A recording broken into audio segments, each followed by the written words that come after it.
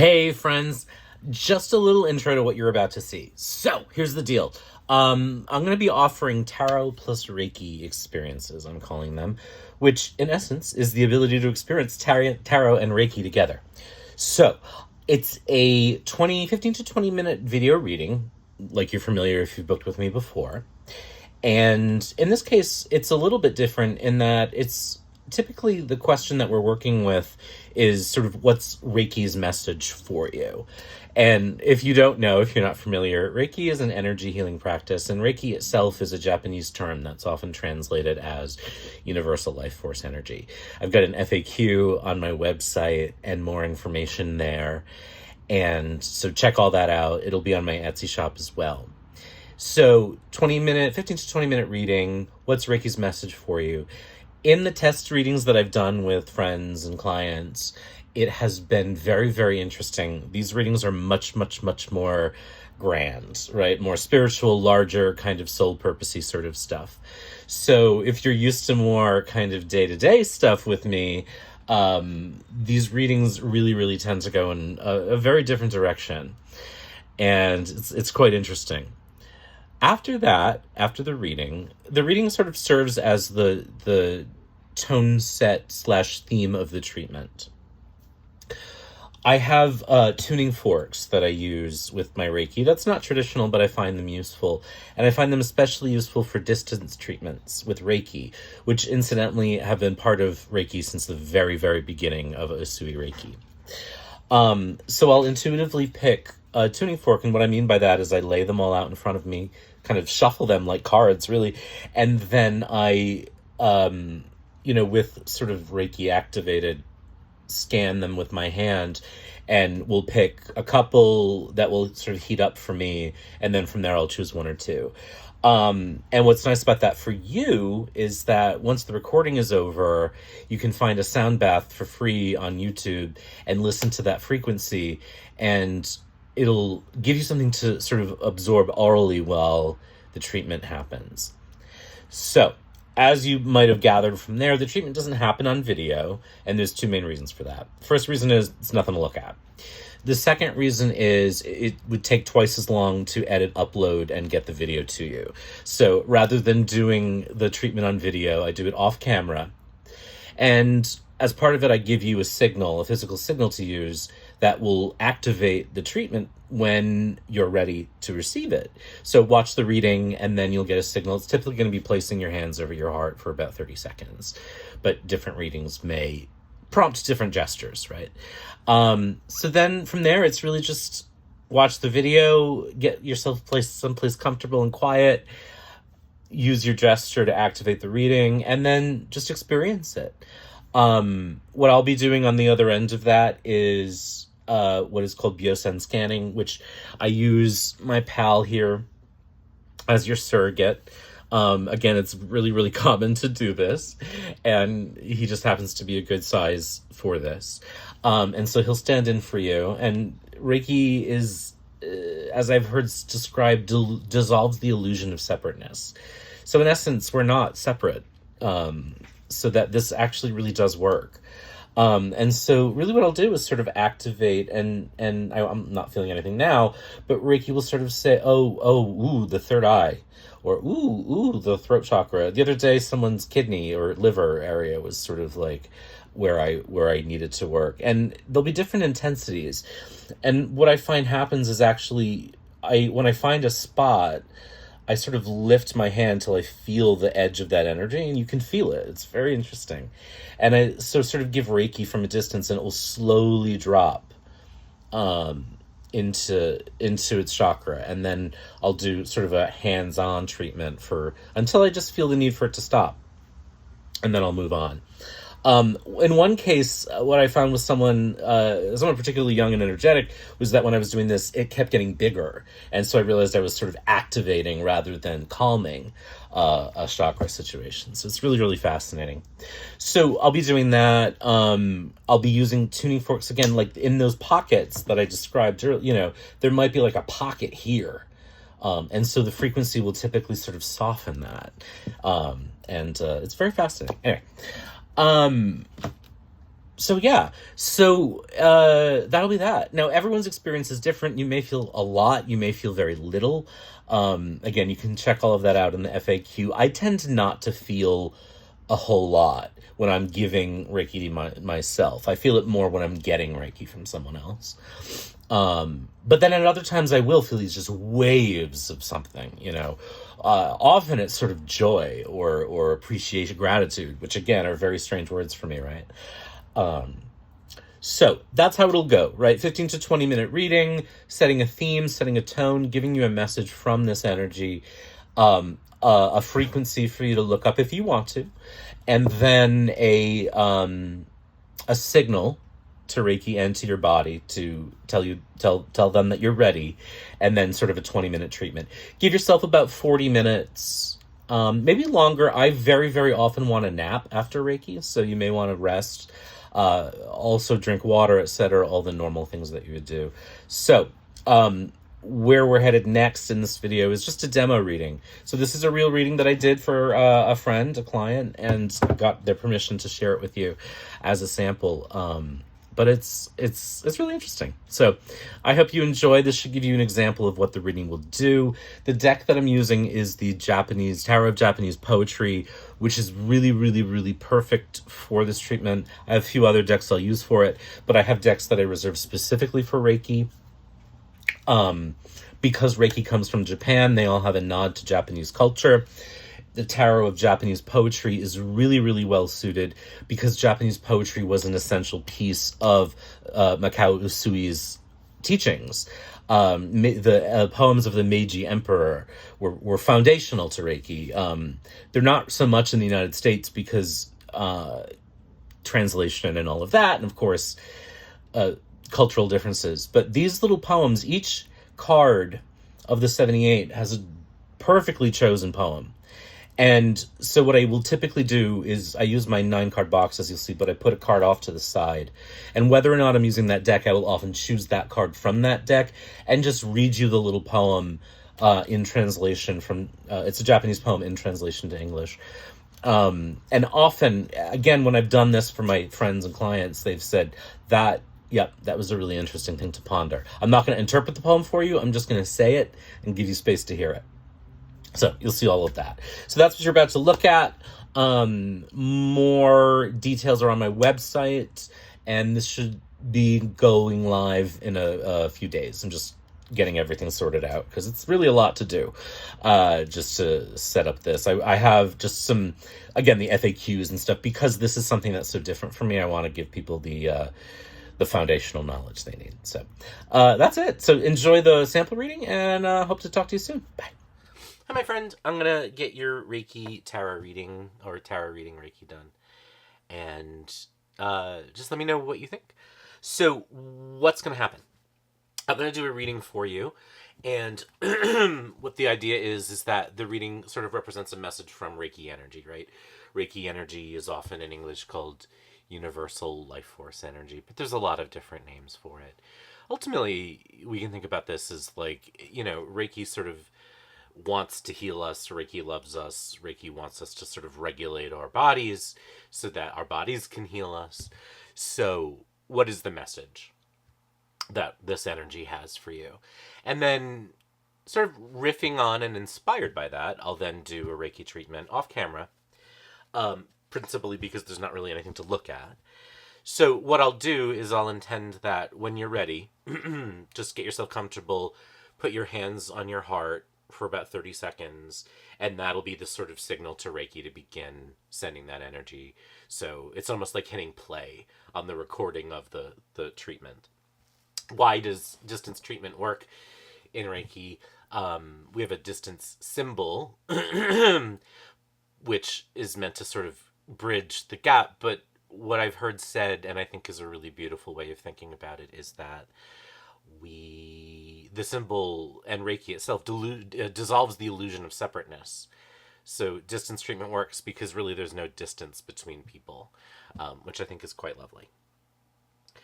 So I may also use a tuning fork frequency to work through the treatment as well.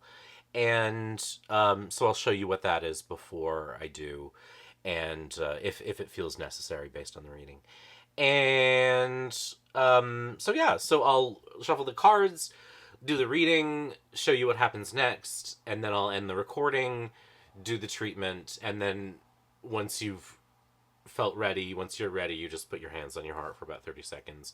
They don't have to stay there, just for about 30 seconds, just to sort of signal Reiki to start. And then I'll set a timer for 20 minutes on my end. You can do that on your end. You may want to listen to something relaxing, or if you have a recording, if you can find a recording of the frequency I choose sort of randomly, you can find those on YouTube as well. So I'm just going to get started and see what happens. So I'm just going to start by, connecting and offering the deck to Reiki and all of that to you.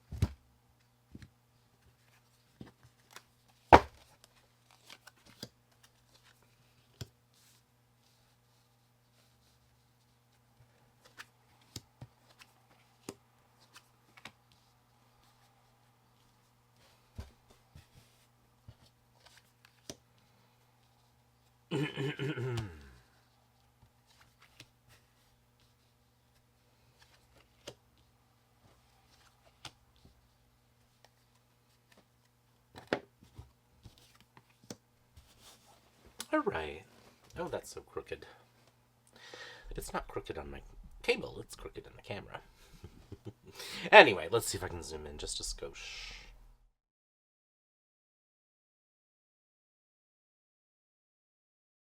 I just want to Reiki. Poetry was actually part of Reiki, because poetry is such a part of Japan. So I thought it would be interesting to just share whatever the haiku is for this card. So what do we got? Death, Eight of Cups, or so in this deck the suits are seasons. Spring is cups, winter is swords, summer is wands, and autumn is pentacles. Death, Eight of Spring or Cups, Nine of Winter or Swords, Knight of Winter or Swords. The Moon, the day before autumn, which would be the Ace of Pentacles in this case. Four of Spring, the Magician, again, Four of Cups, and then Seven of Summer or Wands. And then this card is the sort of haiku card, and it's the Five of Winter or Five of Swords. So let's begin. We actually start with the Death card in the middle, and I think that this sort of highlights a real important beginning to the reading in terms of that there's a grief. Yes, I almost just started singing Les Mis. There's a grief here, and it's a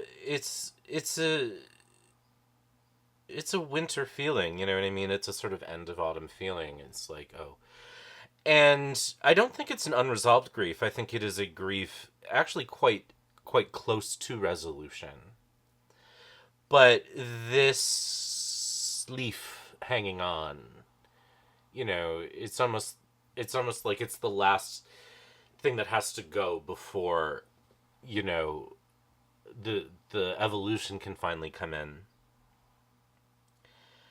So this is a card that typically sort of shows water and someone sort of walking away from something, and I think that's a journey that you've been on for kind of a long time. Both emotionally and spiritually, and so as healthy as those things can be, it does create a sense of isolation and a feeling like we are in fact forever going to be on the outside and kind of forever wandering the wilderness alone, and like not having community again, not having space, not having a home, right? And so, that's a very valid response. And in fact, the sort of clinging of the leaf in this particular card, and actually, let me take a picture so I can send them to you before I forget. Sorry. I just want to get that before I forget. Yeah, sort of wandering. It's like the leaf clinging on is like the but like that's actually the thing that's isolating. And so as we get into the second row here, we have the moon and the ace of coins. And so what's necessary right now, right, is this feeling of like reflection, of self-reflection, and just sort of understanding that this is the day before a season change, in terms of like, yeah, you're on the edge, you know what I mean? It's the moment before. What's the moment before? It's actually the moment before life. And so in a lot of ways, it's like where you've been hasn't really been the life that you were cultivating. You are now on the edge of the life that you have been cultivating, right? But in a way, there's a sense of, there's just a sort of letting go. Just like a gentle sort of, amen, sort of, it's over, sort of, it's like catching in my chest almost. Like I'm actually having the physical sensation of like, I don't want to take the breath, because once I do, then it's done. But also like once I take the breath, then I can breathe again, right? And and it's such a like powerful feeling, which I typically don't get during tarot readings, or even giving Reiki, to be honest with you. It's like you're on the edge of life, right? The day before autumn. And autumn in this case, I don't think is like the sense of like the dying season, but the harvest season. Right, the reaping what you've sown. And in this case, I think it's like, yep, come on. I just watched Vanya, and I'm just thinking about like Sonia and like we got to get out, and we got to get out there and get the potatoes, right? We got to get there and and work, because everything's rotting in the field. It's like this tug of war in a way between like the Sonia part of you and the Vanya part of you that wants to kind of languish. But you're going to be able to start harvesting, So then we get to the bottom row, and we have the Four of Cups, or Four of Spring, the Magician, and the Seven of Summer. And we're, lovely, because first of all, the stability that the Four of Spring or the Four of Cups offers is good, right? It is a space where we can sort of go, we can kind of release the tension, because our mood is stable, right? Our spirit is stable, our sense of like self is stable. And that's when we actually come into our power, and we're able to start doing the things that are really important to us. And what's really interesting is that, what I didn't say at the beginning of this reading, though, or what I sometimes say, is that like what Reiki kind of does is it gets us into a very Four of Cups state, which is like, whew, like the fight or flight kicks off, and the rest and digest kicks on. And then we can kind of see clearer, we can feel clearer, we can look forward, we can feel our magic, and then we can start sort of saying, oh, here's where my real power lies, and here's where best to put my energy. So I've read the rows. I typically will read the columns, although this gives me kind of a really strong message, but I'm just going to go through the columns: Eight of Spring, Moon, and Four of Spring. I mean, you're actually coming from a place of emotional stability to a place of heightened emotional stability. So you're okay. You know, you're actually okay, believe it or not. And your instincts kind of know that. Your gut is guiding you correctly. When we get to the middle row, we have the Nine of Swords, or Winter, Death, and the Magician, and it's like, whoa, what a heavy row. But no, it's swords cut, you know, and it's like, just trim the branch, cut the thing, and then there's the magic, then there's the power, just like, and it's such a like visceral sense of like, you know, letting it go. And then in the final column, Knight of Winter, Ace of Coins, and Seven of Summer. It's almost like um going going back. It's like you're moving backward. You know, it's like, oh, you think you're moving backwards, but you're not. You're actually just going through the cycle that you have to go through. And in this cycle, autumn comes before summer, and winter becomes. You know, you go winter, autumn, summer in this particular cycle that you're in. You know, and then that means spring is next. So it's like, whew, even more refreshing. So this is a reading about sort of letting go and coming into your power. You know, of like the last breath, the last thing that's just clinging on. You know, that is actually the thing that is done being grieved. You know, again, I'm thinking now of the Winter's Tale. You know, what's gone and what's past grief. What's gone and what's past hope must be past grief, I think is the line. Something like that. So, just sort of inspired by this, I have a picture. I'll send you that. I'm going to put the cards aside.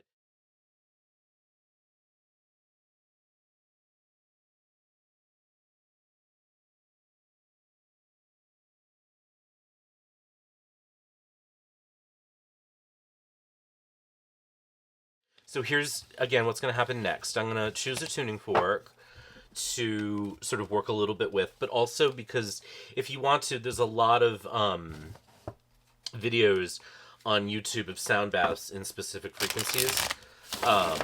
So while you listen, or while you sort of experience the Reiki, which won't be on the video, you can listen to that if you want to. You don't have to. So, and then this is going to stand in for you. So what I'll do is we'll pick the tuning fork. I'm going to close my eyes. You won't see that part, but I'll pick a tuning fork, tell you what it is, kind of tell you a little bit about it. And then this is your surrogate.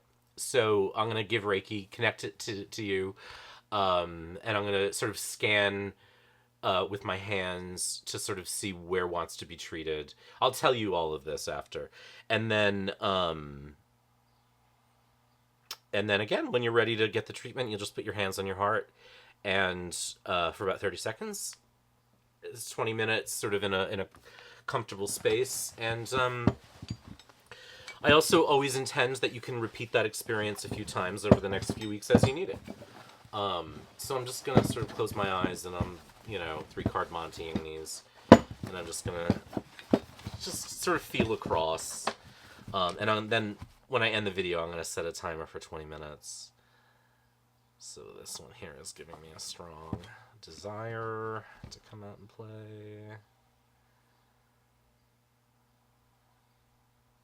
This one. There's also been times where 2 have wanted to be used, but I think, yeah, these are the 2. Alright. Funny. I think these were the 2 that wanted to come out and play yesterday for another friend of mine. Alright. Yeah, it was. Alright. Poink. Yeah, it's this one. This one really wants attention this week. So this is 174 hertz, which actually I have an unweighted. So if I were to play this for you.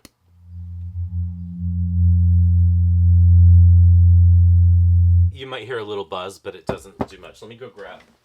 Alright.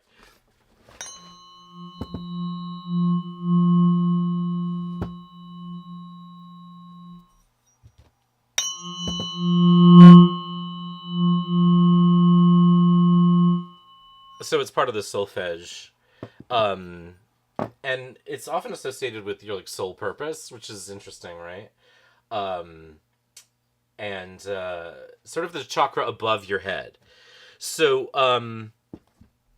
that's what we're going to work with. So I'll give Reiki. I'll use the tuning fork a little bit to sort of balance those areas that want it, and that's it. So again, when you're ready, get comfortable, place your hands on your chest for about 30 seconds. You can be sitting, you can be standing if you want to stand still for 30 to 20 minutes, or lay down. I typically lay down, but it's entirely up to you. I'm going to go ahead and get that rolling, and that's it. So let me know if you respond. All right, take care, be well, and to talk to you soon.